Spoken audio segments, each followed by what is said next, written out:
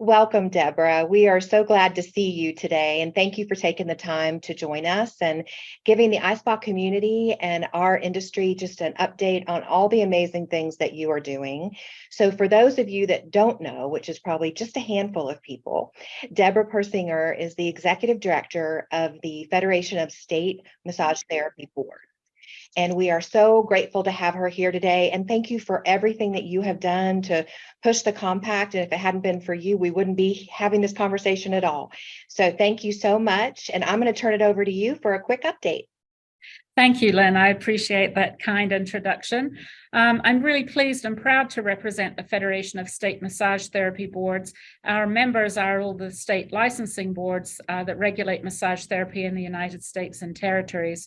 And it's been a long-held goal of the state boards to simplify and standardize the licensing process for the ultimate goal of professional mobility. So all of those goals came together in 2023. February this year, we were able to introduce for legislation the Interstate Massage Compact, otherwise known as IMPACT for short. And so about 18 months or 2 years prior, we had applied for a grant offered by the Department of Defense, administered through the Council of State Governments, to offer an interstate massage compact. Essentially, it's going to be a multi-state licensure compact, wherein the licensed massage therapist will need to hold a license in what they'll call their home state, and then they're eligible to apply if they meet the requirements for this multi-state license. They'll be much more easily able to move around the country and enhance, workforce opportunities, but also bring the opportunity for the consuming public to access more massage therapy and wellness care. So the compact was developed by a team of representatives from certainly the spa industry, from the consuming public, the regulatory boards, massage therapy professional representatives, and the educational community. And they developed the sample or draft language for the compact. We then put that out for public comment over a period of, I think it was 3 months, over a summer it was, wherein people were invited, including the ISPA community, to provide comment, feedback, so that we could tweak and modify the language to be sure that we captured everything that maybe we had blind spots for. So all of that came together, long story short here, and we were able to drop bills beginning February 2023.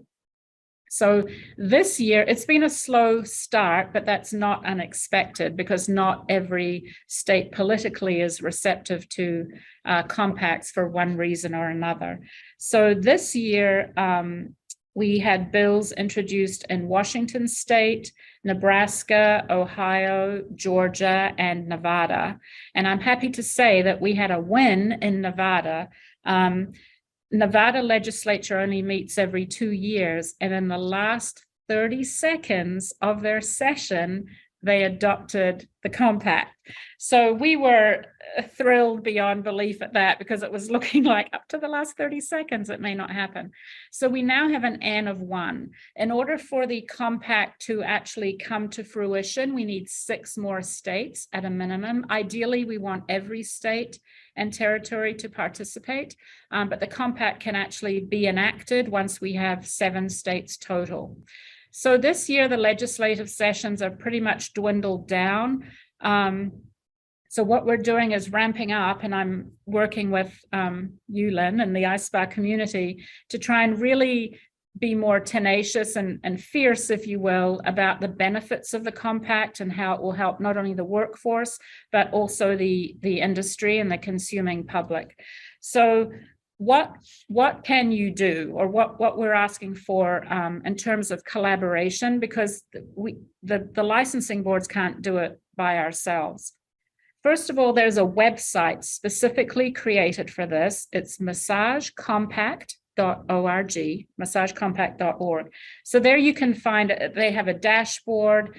We've got updates. We've got sample templates of how to give testimony. There's a lot of really rich information there. So that's one-stop shopping, number one.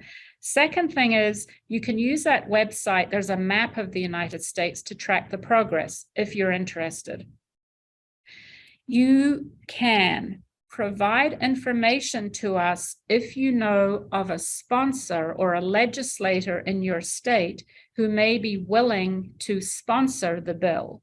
That's really key, because although we're a national organization, we don't lobby. We're not, we have no political bias or affiliation. We represent all of the state governments.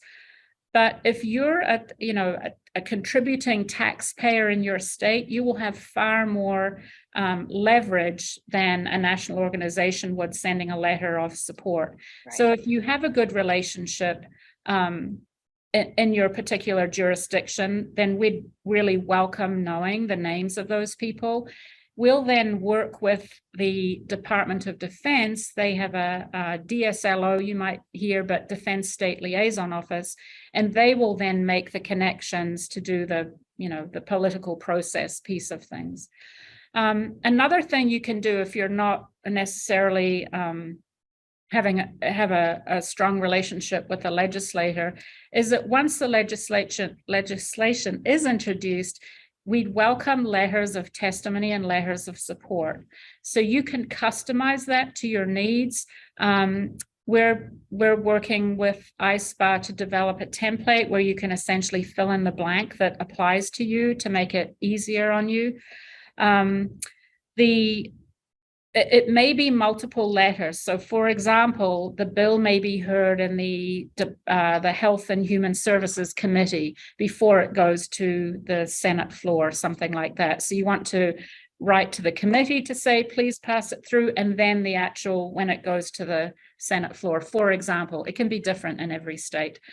So that's one possibility. Another thing the ISPA community could do is even write a general letter of support. So if it's not customized to a particular committee or bill sponsor or senator or how you want your constituency to be represented, you could do a generic letter of support. I, represent the ISPA, DUSPA, and we are in full support of the Interstate Massage Compact. It will, increase workforce mobility. It will help the business community. It will help the consuming public. Something like that. We can then post that on our on the Massage Compact website for others to see, like, oh, wow, they're in favor of that. Must be a good thing. And we can also glean those letters, even the generic ones, and say, look, the ISPA community is in support. So these are very, I think, simple things. Will help you, essentially lay out the talking points in the letter, but we keep it very simple, very brief. We're not asking you to sit down and write, a 10-page dissertation at all. And then the fifth thing I have here is reach out with questions. We're here to serve. We're here to support you. This goal is a collaborative effort. It's a communal thing. We're all on the same page and aligned about the benefits of the compact. So if you have any questions or wonderings, we're happy to help. And I know I at least am working with Lynne on that as well. So you have support. And I'll pass it back to you. If you have any more particular questions, I'm happy to entertain them. That was a great overview, Debra. Thank you so much. And just to reiterate something you said, your website and the Compact website is such a great resource.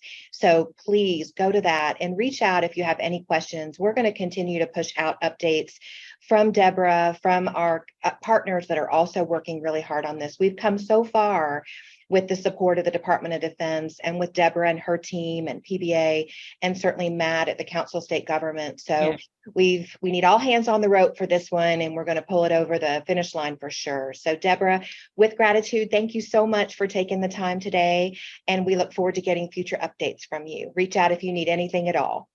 My pleasure. Good to be with you. Thank you. Take care. Bye. Bye-bye.